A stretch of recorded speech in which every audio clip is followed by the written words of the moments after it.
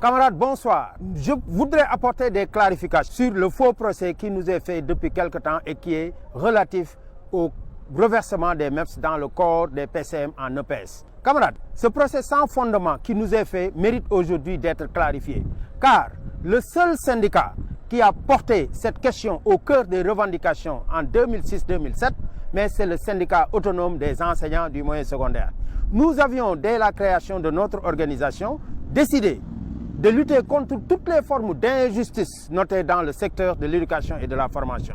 Et c'est ainsi que nous avons érigé cette question comme étant une question sacerdotale sur laquelle nous devions travailler parce que nous pensions que ces injustices faites à l'encontre des MEPS devaient être éradiquées car ils font le même travail que les professeurs. Nous avons porté ce combat pendant 2 décennies pour obtenir d'abord dans un premier temps la modification du décret 1177 du 30 novembre 1977 qui porte sur la création de ce corps-là des PCM qui n'existait pas dans le statut particulier des fonctionnaires. Nous avons également porté le combat pour obtenir le décret 803 de 2018 du 30 avril plus précisément qui créait le CAPCM qui est le diplôme y afférent qui n'était pas encore créé et encore porter le combat même pour la modification du décret par le décret 1613 du 8 décembre 2021 qui consacrait les précisions sur les modalités de formation. Nous avons aussi continué le combat même pour obtenir l'arrêté de 2022 qui précisait les modalités pratiques de mise en œuvre de cette formation. Donc un syndicat qui a fait 2 décennies de combat pour obtenir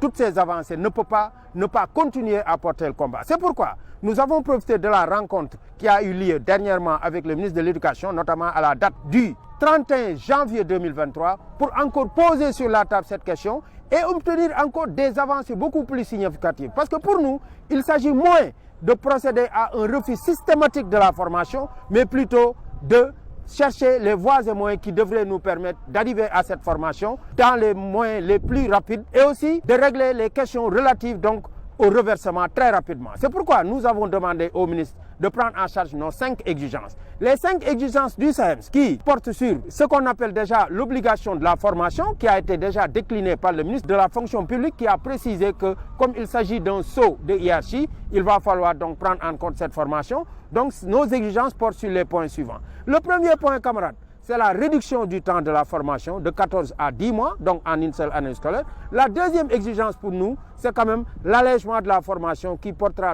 uniquement sur une phase théorique et non pas la phase pratique parce qu'ils sont déjà bien outillés. La troisième exigence pour nous également, c'est quand même de former tous les collègues en une seule cohorte et non pas en plusieurs cohortes.